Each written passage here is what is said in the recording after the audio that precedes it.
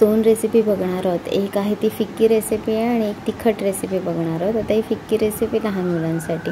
ही भाजी अतिशय पौष्टिक आहे। वाल माहिती असतील, ज्याला आपण बिरडंसुद्धा म्हणतो, आणि या वालाच्या नुकत्याच फुटलेल्या पानांची ही भाजी आहे। अगदी 2-2 बियांच्यावरती येणाऱ्या पानांची ही भाजी एवढी चविष्ट लागते, अगदी साधी सोपी। तेलामध्ये लसूण, कढीपत्ता, जिऱ्याची फोडणी आणि कांदा, थोडासा कांदा परतून घेतला की गुलाबीसर रंग येईपर्यंत आल्यानंतर त्यामध्ये थोडंसं हिंग घालायचं आहे, हळद घालायची आहे, आणि तुम्ही तिखट भाजी करणार आहात तर तुम्ही यामध्ये तिखट घालू शकता। आता मला फिक्की करायची आजूसाठी, कारण अतिशय पौष्टिक असते ही भाजी, त्याच्यामुळे मला ही फिक्की करायची आहे खास तिच्यासाठी। आता ह्या भाजीमध्ये ओल्या नारळाचा किस टाकला ना तो खूप छान लागतो। बारीक किसून घेतलेल्या ओल्या नारळाने ह्याला एवढी छान आणि अप्रतिम चव येते ना। कोकणामध्ये ही भाजी आवर्जून केली जाते, जेव्हा वालाला नुकतेच 2-2 पानं फुटलेली असतात। चवीनुसार मीठ टाकून आणि कोथिंबीर टाकून आपली भाजी तयार होते। अगदी वरच्या वर परतून घ्यायची आहे। तयार आहे आपली भाजी। अरे ही काय कोथिंबीर, जाऊ दे, तुम्ही रेसिपी नक्की करून बघा बरं का।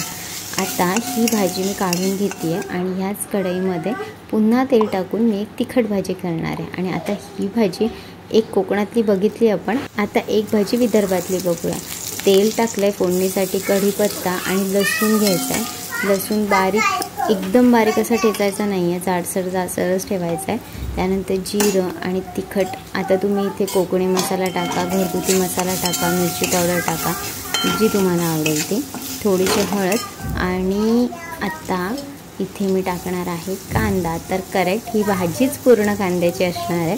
यामध्ये कांदा आपल्याला बारीक बारीक आणि लांब कापून घ्यायचा आहे। लांबसर कापलेल्या या कांद्याला एकात एक अडकलेला असतो तो काढून मोकळा करून घ्यायचा आहे आणि आपल्याला हा परतून घ्यायचा आहे। आता या भाजीला मोस्टली केलं जातं आमरसाच्या जेवणाच्या वेळेस, कारण की कांदा हा उष्णतेमध्ये खाल्ला तर थंड असतो, आणि आंब्याच्या सीझनमध्ये आमरस, कुरडया, तळीव भरपूर पदार्थ, आणि त्यासोबतच ती जी काही आमरसाची मेजवानी असते ना अखंड, ती खूपच जास्त हेवी असते। त्यामध्ये एक थंडावा तयार करण्यासाठी भाजी म्हणून कांद्याची भाजी केली जाते, कारण त्या सीझनमध्ये कांदेसुद्धा असतात, आणि आमरसाला थोडंसं बॅलन्स व्हावं हीटच्या नजरेने, म्हणून कांद्याची भाजी खाल्ली जाते, कारण कांदा हा उष्णता बाहेर काढायचं काम करतो।